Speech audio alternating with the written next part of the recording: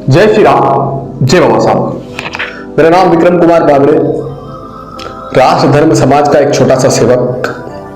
ये कोई जरूरी नहीं है कि आप मेरी पूरी वीडियो देखें या आप मुझे सुने, लेकिन कोरोना से संबंधित अगर आपके मन में भी वो प्रश्न है जो मेरे मन में उठ रहे हैं कि क्या कोरोना में कोई राजनीति तो नहीं है, क्या कोरोना कोई वर्ल्ड वॉर 3 का एक षड्यंत्र तो नहीं है, शुरुआत तो नहीं है, क्या कोरोना प्राकृतिक न होके कुछ देशों की साजिश से बनी हुई एक युद्ध की चिंगारी तो नहीं है, क्या इसके पीछे कोई ऐसा संगठन जो कि पूरी दुनिया को कंट्रोल करने की शक्ति रखता है वो तो नहीं है, क्या कोई छुपी हुई अदृश्य शक्ति इसके पीछे तो नहीं है।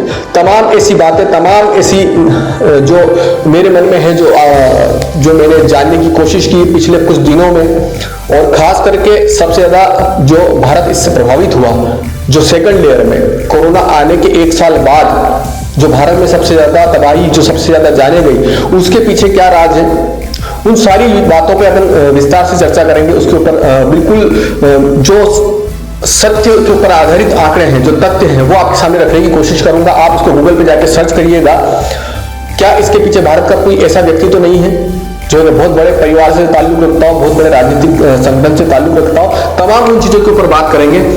बने रहिए, वीडियो को पूरा देखें, और गुजारिश है कि अगर वीडियो अच्छी लगे, आपको कुछ इसमें जानकारी लगे, तो इसको लाइक करें, शेयर करें, और जितना हो सके इस वीडियो को वायरल करें। धन्यवाद। मैं किसी की व्यक्ति विशेष की टिप्पणी नहीं कर रहा, मैं किसी व्यक्ति का नाम नहीं ले रहा, लेकिन ये वीडियो बनाने की जरूरत इसलिए है क्योंकि ये मेरे राष्ट्र का मुद्दा है, ये मेरे देश का मुद्दा है, और ये मेरे देश की जनता का मुद्दा है। मैं कोई बहुत बड़ा नेता नहीं, अभिनेता नहीं, कोई सेलिब्रिटी नहीं, मात्र एक छोटा सा माँ भारती का सेवक हूं। वर्तमान की परिस्थितियां जो कि सभी को भावुक कर रही है, जो सभी को रुला रही है, वो मुझे भी कर रही है, क्योंकि मेरे बहुत सारे मेरे मित्र, मेरे अपने, और स्वयं अपने परिवार को कोरोना से निकल कर आया हूं, और बहुत सारे मेरे मित्र और रिश्तेदार खोए हैं। आखिर ऐसा क्या हुआ कि जब 2020 में कोरोना भारत के अंदर आया तो सरकार ने एकदम सख्ती के साथ लॉकडाउन लगाया, और इसको 3 या 4 माह के अंदर पूरी तरीके से कंट्रोल करके इसको रोक दिया। सरकार भी निश्चित हो गई थी, ये सरकार की कहीं ना कहीं लापरवाही थी, और उससे बड़ी लापरवाही थी कि लोग भी इससे निश्चिंत हो गए थे। एक चीज तो हो गई है कि हम इस चीज को लेकर हमने ये हमारी विजय समझी थी कि भैया जहां पर इटली में इतना नुकसान हुआ 2020 में कोरोना से, अमेरिका में इतना नुकसान हुआ, इराक में इतना नुकसान हुआ, बाकी अन्य देशों में इतना नुकसान हुआ, वहां पर इतनी जाने गई, तो हम तो पूरी तरीके से सुरक्षित हो गए कोरोना से। ये शायद हो सकता है कि एक हमारी बहुत बड़ी लापरवाही हो, या हमने इसको बहुत हल्के में लिया। किसी भी अपराध को, किसी भी बीमारी को, किसी भी गुनाह को हल्के में नहीं लेना चाहिए। अगर आपने ऐसा देखा है तो उसको वहीं खत्म कर देना चाहिए, लेकिन हमने इसको पूर्ण तरीके से खत्म नहीं किया।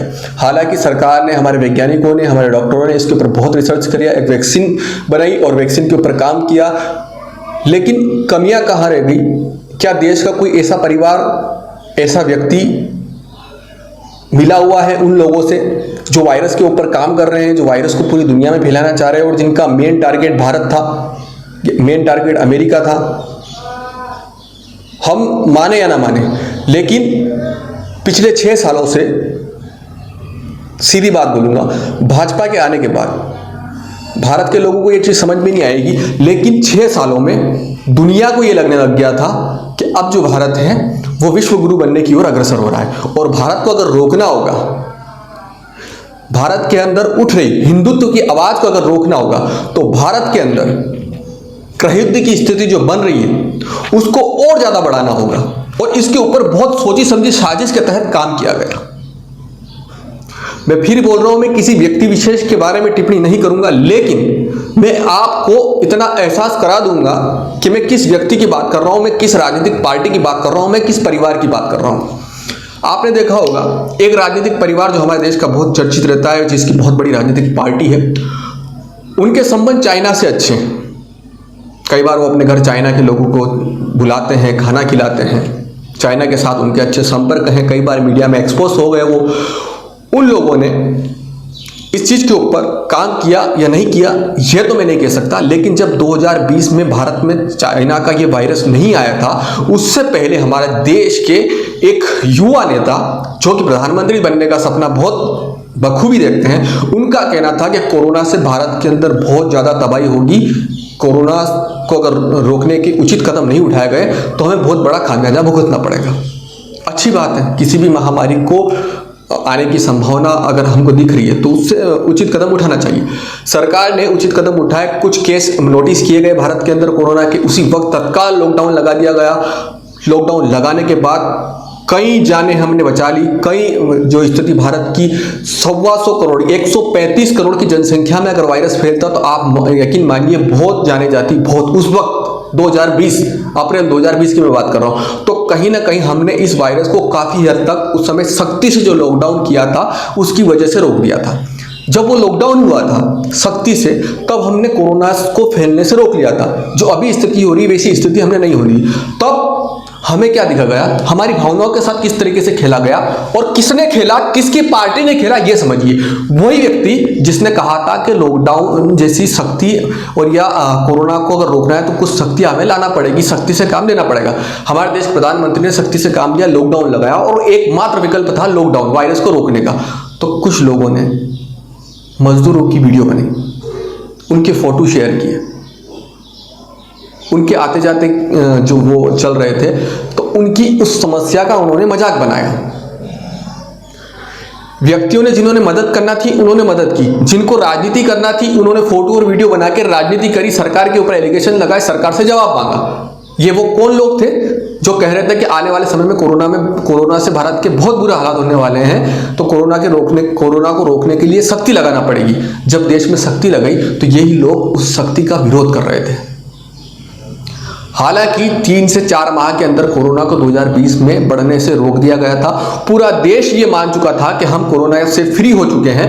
कहीं ना कहीं देश की एक लापरवाही थी और सरकार ने भी ज़्यादा ध्यान नहीं दिया लोगों के ऊपर, सब कुछ उन्होंने धीरे धीरे खोल दिया था और उन्होंने अपना काम किया वैक्सीन के ऊपर।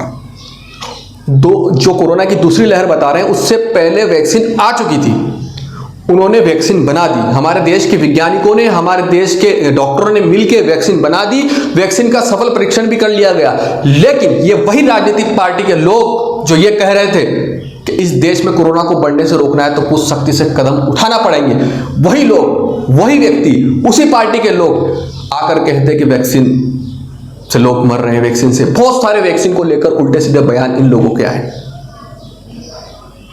मतलब देश के लोगों के साथ किस तरीके से खेला गया ये आप समझिए। इन्हीं लोगों ने वैक्सीन का विरोध किया और बहुत सारे लोग इस देश में वैक्सीन लगाने से चूक गए। परिणाम आपके सामने है जो आज हो रहे हैं। फिर इन लोगों ने इतना अंदेशा लगा लिया था कि ऑक्सीजन की कमी होगी, ये चीज होगा, तो इनकी राजनीतिक पार्टी से जुड़े हुए कई लोगों ने अपने घरों में ऑक्सीजन सिलेंडर की स्टॉक कर ली और जब ऑक्सीजन की कमी देश में लगने लगी तो ये मदद के लिए सामने आए। पहले तो इन्होंने बाजार से सारी चीजें अपने पास रख ली, उसके बाद मदद का झूठा दिखावा करके लोगों के पास गए। उन्होंने बोला कि हम ऑक्सीजन सिलेंडर ये कर रहे हैं, वो कर रहे हैं, और पैसे भी लिए मदद के, हम आपको अवेलेबल करवा रहे हैं, ये बड़ी बात है, पैसे तो आपको देना पड़ेंगे। ये एक अलग इनका वो था, मतलब मदद कैसी, सिर्फ इन्होंने उनको ऑक्सीजन सिलेंडर अवेलेबल करवाए। जबकि मदद का अगर आपको असली रूप देखना है तो मदद का मतलब होता है एक बड़ा कोविड सेंटर बना के, वहां पर बेड बना के, ऑक्सीजन बेड बना के, वेंटिलेटर बना के वहां पे लोगों की मदद करना। और ये पार्टी इतनी भी गिरी हुई नहीं है, कई सालों तक भारत के ऊपर राज किया, चाहती तो बहुत कुछ कर सकती थी, लेकिन इन्होंने सिर्फ किस तरीके से राजनीति करे वो इनका मकसद था और उन्होंने ये किया। और सबसे बड़ी बात, इनको इतना अंदेशा कैसे हो गया कि भैया इतनी तबाही होगी, ये होगी, ये होगी। क्या तबाही ये लाना चाहते थे इस देश के अंदर? क्या इनसे कोई सीधे कांटेक्ट थे? मेरे एक YouTube चैनल पर एक बहुत पहले एक पोस्ट की थी कि एक बहुत अदृश्य शक्ति, एक बहुत बड़ा संगठन इस कोरोना के पीछे है जो भारत को कहीं ना कहीं सबसे ज्यादा नुकसान पहुंचाना चाहता है कोरोना वायरस को लेकर। फर्स्ट लेयर अब नहीं हुआ तो सेकंड लेयर के पीछे बहुत बड़ी साजिश थी। उस समय फर्स्ट लेयर देश के बाहर से आई थी, सेकंड लेयर को देश के कुछ लोगों ने देश के अंदर ही पैदा किया और सबसे ज्यादा इन्होंने फैलाया। आप इस चीज की पुष्टि करवाइए माननीय प्रधानमंत्री महोदय। हम इस महामारी से लड़ रहे हैं और कई हद तक हमने पहले भी जीती, विश्वास है इस बार भी जीतेंगे। कोई भी समस्या स्थायी नहीं होती, अस्थायी होती है। हम इस समस्या से भी आगे निकल जाएंगे, लेकिन इस बात की आप पूर्ण रूप से पुष्टि करवाइए। मैं कोई बहुत बड़ा डिटेक्टिव नहीं हूं, मैं बहुत बड़ा कोई जासूस नहीं हूं, लेकिन आप इस चीज की पुष्टि करवाइए, क्या इन लोगों का सीधा कोई कनेक्शन था, या ये वायरस को फैलाकर देश में एक राजनीतिक पार्टी की छवि खराब करके राजनीति पाने के लिए, सत्ता पाने के लिए इतना घिनौना खेल खेल गए कि इन्होंने कई लोगों की जानें गंवा दी। इन लोगों की वजह से कई लोगों की जानें चली गई। हम फर्स्ट लेयर को मान सकते हैं कि हमने, और उस लेयर में भी लोग सोच रहे हैं, भारत के लोग सोच रहे हैं फर्स्ट लेयर तो बहुत हल्की थी, सेकंड लेयर में बहुत लोग मर गए। अरे कैसे इंसान हो यार, समझने की कोशिश करो। फर्स्ट लेयर में इटली में कहीं जाने चली गई थी, अमेरिका में कहीं जाने चली गई थी। ये कोई लेयर वेयर नहीं है। जो बोल रहे हैं सिर्फ एक नाम उनको, जो वैज्ञानिक जो डॉक्टर देते हैं कि भैया इतने टाइम बाद आ रही है इसको सेकंड लेयर, थर्ड लेयर, वो एक, अगर आप उसको समझना चाहते हैं तो उसको यूट्यूब करके समझिए। लेकिन जाने उस वक्त भी गई थी,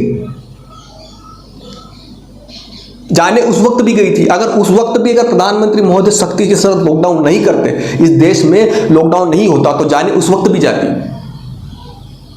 लेकिन आपने, मतलब जिस व्यक्ति की बुद्धि की लोग दुहाई देते हैं, उस व्यक्ति में इतनी बुद्धि और दूरदृष्टि थी कि भैया बहुत बड़ा नुकसान भारत को होने वाला है। क्यों? क्योंकि ये एक वेल प्लान किया हुआ परफॉर्मेंस था जो इस देश के अंदर होना था। कोई माने या न माने, आप इस चीज की पुष्टि करवाएं। इस चीज के लिए आप जितनी जांच एजेंसियों को लगा सकते हैं लगाएं। क्या कोई राजनीतिक पार्टी के लोग, कोई परिवार के लोग ऐसे तो नहीं जो किसी बड़े संगठन से जुड़कर या बड़े संगठन के सदस्य हों, जिसको शायद कहते हैं कि दुनिया भर के जितने भी बड़े लोग हैं, बड़े राजनीतिक परिवार के लोग हैं, बड़े अमीर लोग हैं, वो बिल गेट्स जैसे लोग, बहुत बड़े बड़े लोग जो जुड़ते हैं उस संगठन से। उस संगठन का नाम मैं नहीं लूंगा, आप सर्च कर सकते हैं चाहे तो। एक अदृश्य संगठन इस देश में, इस दुनिया में काम करता है, जो किसी भी देश की राजनीतिक सत्ता में उथल पुथल करवाने की अपने आप में शक्ति रखता है। क्या इस वायरस को बढ़ाने में भारत के अंदर हिंदुत्व की आग जो बढ़ रही थी, उसको रोकने के लिए, लोगों के मन में एक सरकार की छवि को खराब करने के लिए, इस वायरस को भारत के ही कुछ लोगों ने भारत के अंदर बढ़ाया तो नहीं है। पहले कोरोना से पहले कोरोना की तबाही की भविष्यवाणी, उसके बाद लॉकडाउन कर दिया सख्ती के साथ, लॉकडाउन का विरोध, उसके बाद वैक्सीन बना दी तो वैक्सीन का विरोध। इस सब चीजों की पुष्टि करी जाए। आज जो लोग मर रहे हैं, जिन्होंने अपना बेटा खोया, जिन्होंने अपनी बच्ची खोई, जिन्होंने अपने माँ खोई, जिन्होंने अपने पिता खोए, जिन्होंने अपने घर के बड़े बुजुर्ग खोए, जिन्होंने बच्चे खोए, उन सब की आत्मा आज जान रही है कि उन्होंने क्या खोया। और इस देश में वो लोग तो अपनी पूरी चिकित्सा के साथ, अगर भारत नहीं तो विदेश चले जाएंगे इलाज करवाने के साथ। लेकिन उन लोगों का क्या जिन्होंने इस देश के ऊपर विश्वास किया, और इस देश के ही कुछ लोगों ने, ये मेरी संभावना है, मैं किसी के ऊपर इल्जाम नहीं लगा रहा हूं, ये मेरी संभावना है, इस देश के ही कुछ लोगों ने देश के साथ वापस गद्दारी की सिर्फ सत्ता पाने के लिए, और इस हद तक गिर गए कि वैक्सीन का विरोध किया, लॉकडाउन का विरोध किया, कोरोना नहीं आने से पहले उसकी भविष्यवाणी कर दी, उस भविष्यवाणी को सही करने के लिए अपनी पूरी ताकत झोंक दी। लोगों के साथ मिल गए, विदेशों के साथ मिल गए, उनको किस तरीके से इस वेरिएंट को बढ़ाना था उसमें लग गए। तो कहीं ना कहीं इस चीज की